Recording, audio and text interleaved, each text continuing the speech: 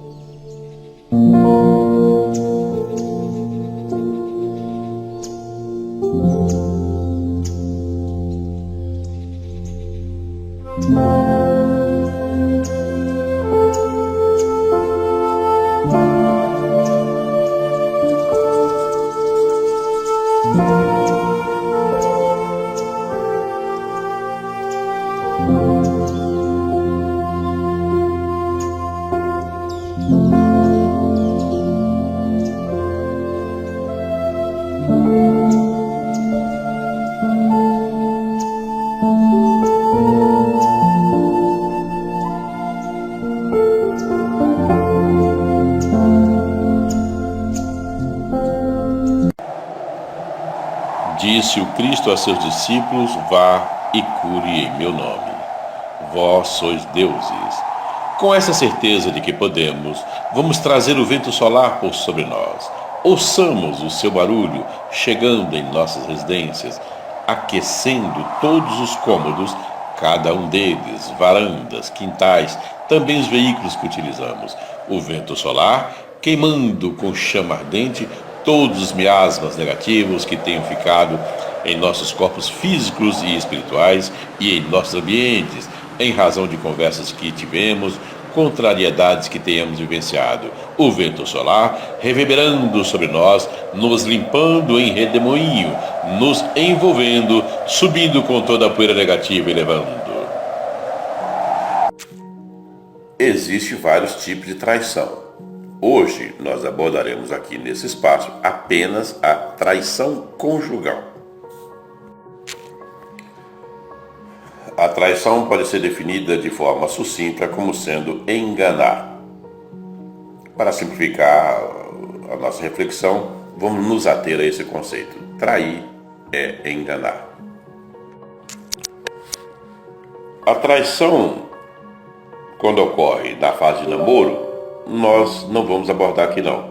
Será tema para uma outra oportunidade.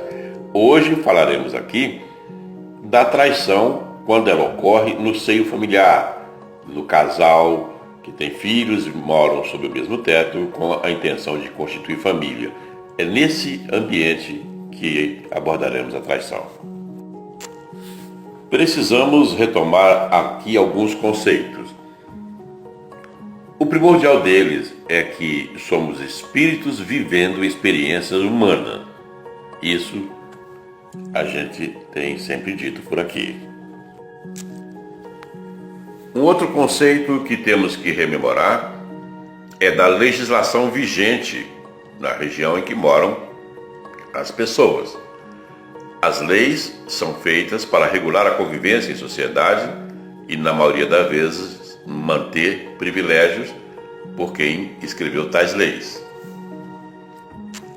Não podemos esquecer também a questão das religiões, que muitas vezes são usadas para controle social. Por exemplo, a religião cristã, a maior religião do Ocidente, prega lá que o homem é para provir e a mulher para servir. Nessa questão do provir e servir, a sociedade mudou. Hoje a mulher tem acesso ao mercado de trabalho, ela foi atrás, ela conquistou sua posição social e ela tem todo o direito de não ficar só servindo, como apregoavam lá atrás. A sociedade ainda acha que isso tem que ser assim, na maioria dos conceitos aí dos casamentos. Ora, e o homem, por outro lado, vendo essa ascensão da mulher ao mercado de trabalho, não quer só provir. Só nesse exemplo nós temos aí um conflito estabelecido. Explorando um pouco mais as questões religiosas, para formalizarmos o conceito, nós temos que na Índia, por exemplo, a vaca é sagrada, ou seja, ela está dentro de um cenário, de um contexto religioso. Foi feito isso porque a vaca é sagrada? Não. Foi feito para evitar que as pessoas matassem uma matriz que dava leite e, como é matriz, ela procriava. A Índia é conhecida do mundo pela sua grande população e a dificuldade de alimentar todo mundo. Usando esse conceito religioso, você traz um controle social. Não deixe que matem uma matriz que pode dar um leite ali para ajudar a alimentar as pessoas. Ainda dentro da questão das leis, nós temos desde tempos bíblicos situações em que o homem tinha centenas de mulheres a seu dispor nos seus haréns. Isso poderia até ser legal, porque a lei foi feita, e como eu disse antes, na maioria das vezes para manter privilégio de quem faz as próprias leis. É legal? Naquele cenário era, porque está na lei significa legal, mas é moral? Não necessariamente. Vamos trazer um pouquinho para a nossa realidade. Nós temos, em tempos atuais, eu estou falando de século XXI, nós estamos aí em 2023, ainda hoje temos sociedades no Oriente Médio, na África, aonde há o conceito da poligamia. Um homem pode ter tantas mulheres quanto possa sustentar. Vamos falar um pouquinho da Arábia. Lá existe ali um poder exercido por quem detém a riqueza e coloca a seu serviço ali N mulheres. Corta um pouquinho para a África, o conceito é completamente diferente. Ali, a poligamia é para erradicar a pobreza. O homem, naquela concepção, tem que provir. A sociedade de alguns países africanos, as mulheres ainda não alcançaram o seu espaço no trabalho e elas ficam à mercê daquele homem, quem tem acesso à força do trabalho, e ao ficar à mercê, ela entra no conceito religioso do servir e do provir. Nesse sentido, a legislação local estabelece um casamento legal, 3, 4 mulheres, para que ele provenha aquelas mulheres, ajudando na erradicação da miséria. E na maioria dos casos, essas mulheres são irmãs, são parentes entre si, porque vê ali uma necessidade, uma oportunidade de tirar os seus parentes da sua família para uma, aspas, vida melhor. Não é difícil de imaginar que nesses dois cenários da poligamia, quer seja na antiguidade ou em tempos atuais, o conceito de traição, como a gente aborda aqui, ele é minimizado. Por quê? Porque não se trata de enganar. As pessoas envolvidas naquela relação sabem do que está acontecendo, sabem da existência de outras mulheres. E pode existir, seguramente existe, ciúmes entre elas, mas traição, o conceito de traição como nós conhecemos aqui, seguramente não. Nunca podemos perder de vista que a sociedade é mutante, ela está em evolução permanente, em mudança permanente. Não quer dizer necessariamente evolução, parece que algumas mudanças regridem aos olhos de determinados conceitos. Mas esse que eu vou falar aqui é importante para o nosso cenário. O conceito de família em tempos atuais mudou muito. Estudos recentes apontam pelo menos aí 8 modelos de família. E isso muda muita coisa. Não vamos discutir aqui esses 8 modelos de família, porque o tema aqui é outro, mas só para trazer claro que a sociedade está sempre em mutação. Mas temos aí um conceito a destacar. É muito comum, hoje você tem as relações chamadas poliafetivas, onde duas ou mais pessoas, 3 ou 4, e aí o número é consensual, se juntam para morar no conceito familiar, aqueles formando um núcleo dentro, embaixo do mesmo teto, e ali você tem um homem com N mulheres, N mulheres com 2 homens, 3 homens, essa reunião ali no conceito da lei, teoricamente acolhida como família, pregam ali uma reunião poliafetiva. E aí volta de novo o conceito. Existe traição conjugal ali? Não. Por que não? Porque os conceitos estão claros ali, estão todos embaixo do mesmo teto, naquela forma que eles escolheram para viver.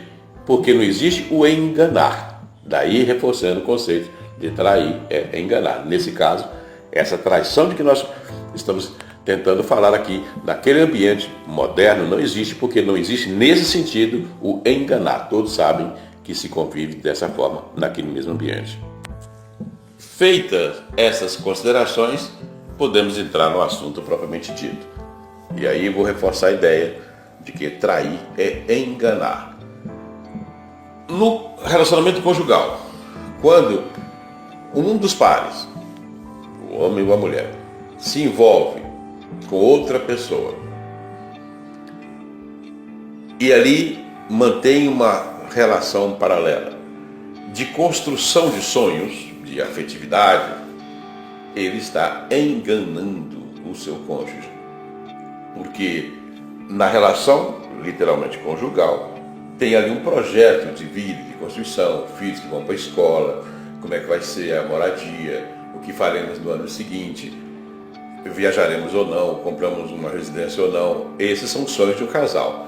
Quando um deles sai e desvirtua isso e prega situações adversas de outro lado, ele está enganando o seu cônjuge no momento em que recursos foram demandados para outra relação, sonhos outros foram construídos por lá e do lado de cá a pessoa fica literalmente enganada. Aí, entendo eu, existe uma traição. Nós temos visto muito relações que extrapolam, que vão para o que nós estamos chamando de traição, quando ali, notadamente, a mulher, nesse cenário mais oprimido, ela busca ali uma fuga, uma saída para sua convivência, seu casamento, na maioria das vezes são sofridos com violências físicas, inclusive, e ela se ampara em outra relação. Nesse sentido, se aquilo for transitório, eu entendo que não houve ali o conceito de traição. É uma busca que ela está fazendo e ocorreu uma busca e ela tem que sair, obviamente, da relação anterior. Aquele gancho, aquela ponte, foi o momento que ela encontrou para sair daquele cenário que lhe era oprimido. Entendo ali, no conceito de vivências, de experiências humanas, que ela não se estabeleceu numa relação e buscou outra. Deveria ter acabado com uma e para começar a outra. Isso seria a regra, digamos assim, mais aceitável. Acaba-se com uma relação e começa-se a outra. Não sendo feito isso, não sendo possível isso, que nem sempre isso é possível, ela achou como fuga essa rota de fuga e assim fez. Feito isso, consolidadas as relações, liberado o parceiro anterior e constituído uma nova, entendo que aquilo foi uma transição que está dentro do conceito da experiência humana, e eu entendo que aí você dê o nome que você queira dar, mas não consigo ver isso como traição. Não se trata ali de um enganar-se o tempo inteiro. Foi usado ali uma situação que é o que estava ao meu alcance.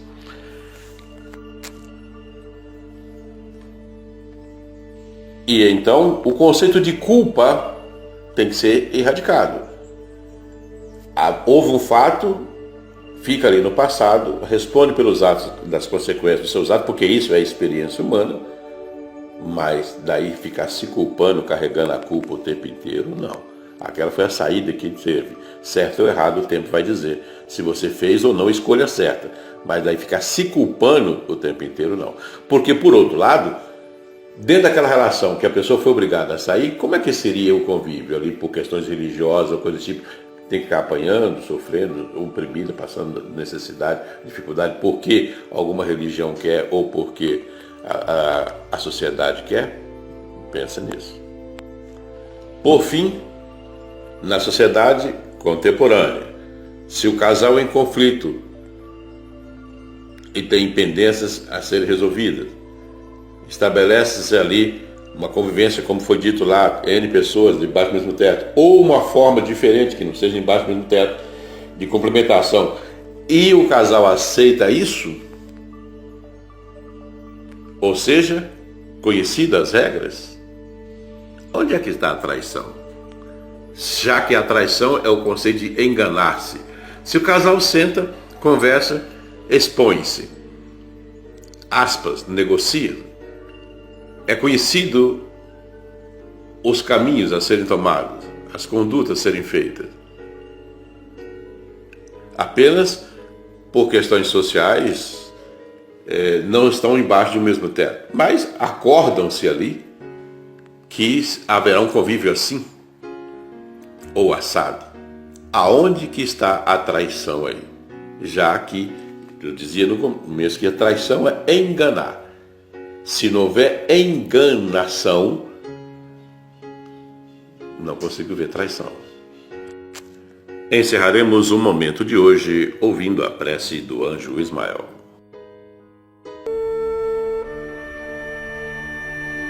Glória a Deus nas alturas, paz aos homens na terra. Jesus, bom e amado Mestre, sustenta os teus humildes irmãos pecadores nas lutas deste mundo. Anjo bendito do Senhor, abre para nós os teus compassivos braços.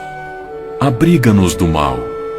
Levanta os nossos espíritos à majestade do teu reino e infunde em todos os nossos sentidos a luz do teu imenso amor. Jesus, pelo teu sublime sacrifício, pelos teus martírios na cruz, dá a esses que se acham ligados ao pesado fardo da matéria orientação perfeita no caminho e na virtude, o único pelo qual podemos te encontrar. Jesus, paz a eles, misericórdia aos nossos inimigos, e recebe em teu seio bendito a prece dos últimos dos teus servos. Bendita estrela, farol das imortais falanges, purifica-nos com teus raios divinos, lava-nos de todas as culpas, atrai-nos para junto do teu seio, santuário bendito de todos os amores. Se o mundo, com seus erros, paixões e ódios, alastra o caminho de espinhos, escurecendo o nosso horizonte com as trevas do pecado, rebrilha mais com tua misericórdia, para que, seguros e apoiados no teu Evangelho, possamos trilhar e vencer as escabrosidades do carreiro e chegar às moradas do teu reino.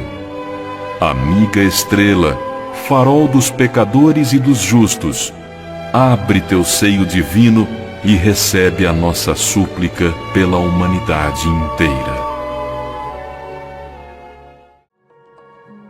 Se você gostou desse vídeo, compartilhe, dê seu like, seu joinha.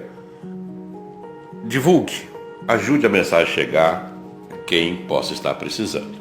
Tenhamos todos uma excelente semana e até a próxima.